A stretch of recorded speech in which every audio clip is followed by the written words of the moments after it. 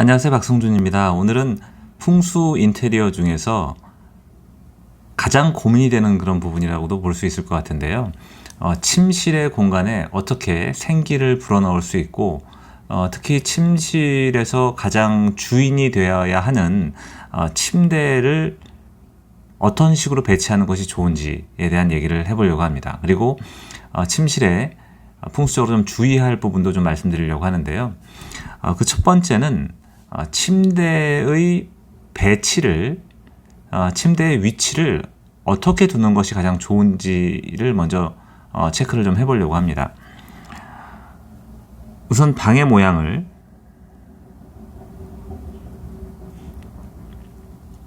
이런 식의 방의 모양이 있고 이렇게 문이 있다고 했을 때 맞은편에 이렇게 창이 있다고 얘기를 해보겠습니다. 창이 이렇게 있다면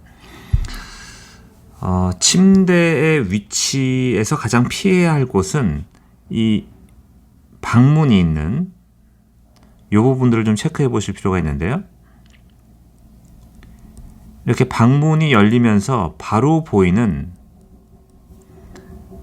이쪽 구역에는 침대를 두지 않는 것이 좋습니다. 이렇게 침대를 두게 되면 외부에서부터 순화되지 않은 모진 기운이 바로 안으로 이제 들어오는 모양새가 되는 거니까 이쪽에는 특히 머리맡을 두지 않는 것이 좋아요. 침대에 머리맡을 두지 않는 것이 좋은데 만약에 맞은편에 이렇게 창마저 있다면 이렇게 문과 창이 마주 보는 구조는 공간의 기운이 좀 휑해지고 안정적이지 못한 수 있기 때문에 이쪽에는 특히 머리맡을 두지 않는 것이 좋습니다.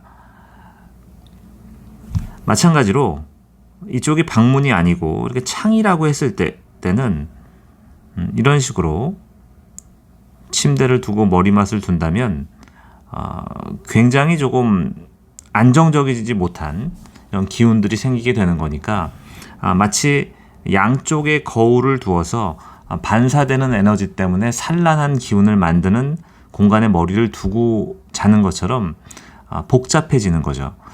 풍수에서는 안정적이지 못하고 불안하고 불안정하고 위계와 질서가 없고 이런 것들은 이제 흉하다고 보기 때문에 그것들을 지키는 것이 가장 중요하다고 볼 수 있어요. 특히 만약에 맞은편에 이렇게 방이 있으면서 문과 문이 이렇게 마주보고 있고요.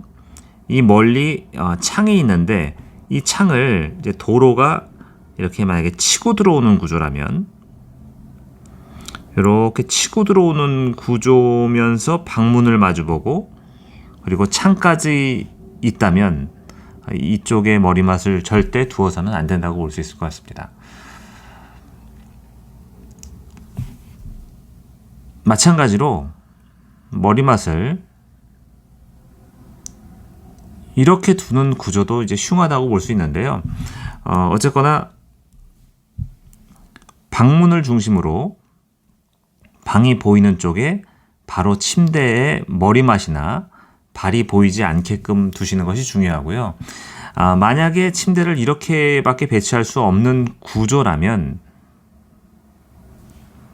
이쪽에 발이나 커튼이나 블라인드 같은 것을 설치한다거나 아니면 관엽식물을 둬서 비보를 할 수가 있습니다.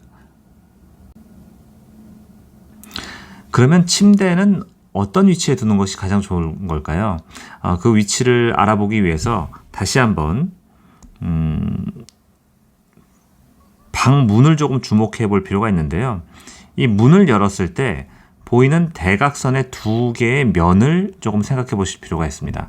특히 이 대각선, 방문에서 가장 먼 대각선의 모서리는 재물이 모이는 자리 이렇게 보기 때문에 이쪽에 좀 주목해 볼 필요가 있는데요.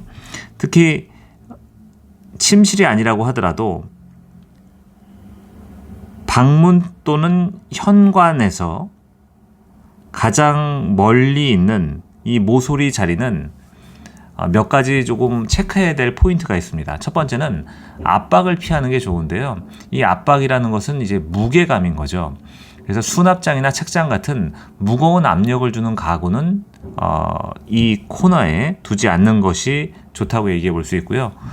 또 하나 공허한 것도 피하는 게 좋습니다. 이 공허하다는 것은 어떤 것을 얘기하냐면 이 모서리에 이제 창이 있는 거죠.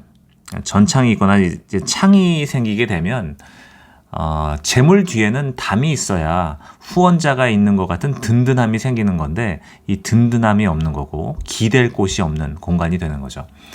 견고한 벽이 있어야 되고 유리창, 전면창이 있으면 재기가 재물의 기운이 누설된다 이렇게도 볼 수가 있는데 만약에 현재 이런 구조에 살고 계신다면 커튼을 쳐서 보완을 하실 수도 있습니다. 그리고 또 하나 이 코너에 재물이 모이는 자리에는 진동이 주기적으로 일어나는 어떤 제품이나 소품을 두지 않는 것이 좋은데요. 이를테면 TV나 스피커 같은 것은 진동을 주기적으로 일으키기 때문에 좋지 않으므로 이쪽에는 두지 않는 것이 좋습니다. 마지막으로 이제 뾰족한 것은 파괴를 의미하고 어떻게 보면 뾰족함은 모질고 강한 기운을 나타내기 때문에 이 공간에는 뾰족한 것은 전체적인 어떤 공간에도 두지 않는 것이 좋지만 특히 이 방문에서 가장 먼 재물이 모이는 대각선 모서리에는 두지 않는 것이 좋습니다. 이렇게 재물이 모이는 위치는 방문에서 가장 멀리 있는 이런 자리라고 볼 수 있는데요. 그래서 이 대각선의 두 개의 면에 이제 침대를 두는 것이 좋은데요. 이렇게 머리맡을 두거나 이런 식으로 머리맡을 두는 것이 좋습니다. 근데 이 머리맡은 이렇게 이쪽은 창문인데요. 창이 있는 쪽에 머리맡을 두기보다는 단단한 벽이 있는 쪽에 머리맡을 두는 것이 좋고요. 이 침대에서는 이렇게 방문도 잘 보이는 게 좋고요. 창도 조금 보이는 게 좋습니다. 그러니까 안정적인 공간이 된다는 것은 나는 약간 엄호가 돼서 어떻게 보면 약간 숨어 있을 수 있는 거고요. 그리고 반면에 다른 사람의 동태나 움직임은 잘 확인할 수 있는 것이 좋다고 얘기해 볼 수 있고 또 하나 주의하셔야 될 것은 침대 머리맡 쪽에 이렇게 대들보가 침대 머리맡 위에 있는 것은 좋지 않으니까 대들보 밑에 침대 머리맡을 두는 것은 좋지 않다고 볼 수 있습니다. 또 하나 구조적으로 힘을 받는 기둥 옆에도 피하는 것이 좋은데요. 어지러움이나 이제 두통이 생기기 쉬운 공간이 될 수가 있고 이 머리맡은 화장실이나 보일러실 그리고 현관이나 부엌은 향하지 않게 하는 것이 좋습니다. 거울이 침대를 비추지 않게 하는 것이 좋기 때문에 이 침대의 맞은편에 이렇게 거울을 두신다거나 아니면 거울이 있는 화장대를 두는 것도 좋지 않다고 볼 수 있어요. 거울이라는 것은 이제 반사되는 기운이기 때문에 정신이 좀 불안정해질 수 있고 어지럽고 복잡한 기운이기 때문에 침대에서 침구류를 사용하실 때도 침구에 굉장히 문양이 많다거나 시선을 사로잡을 만한 어떤 강한 문양이나 패턴이 있는 것은 좀 피하는 게 좋습니다. 또 현관이 가장 밝아야 하는 것과 반대로 침실은 조금 어두운 게 좋은데요. 어둡다는 것은 이제 음의 기운이기 때문에 이 음의 기운이라는 것은 이제 재물과 이제 사랑을 뜻하기도 합니다.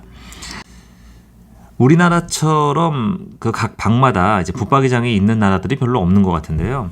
붙박이장을 짤 때 이렇게 문이 있는 요 벽 쪽으로 붙박이장을 짜게 되면 들어갈 때 입구는 붙박이장에 의해서 좁아지지만 안에서는 이제 풍성하게 열리는 공간이 되는 거죠. 결국 그 풍수 인테리어라는 것은 내부 공간의 형태를 디자인하고 그 안에 이제 생기를 불어넣는 작업인데, 그 생기라는 것은 형태에 의해서 만들어지는 거거든요. 그러니까 형태가 기운을 만들고 기운이 형태를 만드는 이제 선순환이 될 수 있도록 하는 것이 중요하다고 볼 수 있을 것 같습니다. 여러분들이 사는 집뿐만 아니라 사무실이나 상가 같은 우리가 생활하는 모든 공간에 운을 더하는 인테리어, 운테리어로 여러분의 인생이 달라지는 경험을 이 책을 통해서 하시길 바라겠습니다.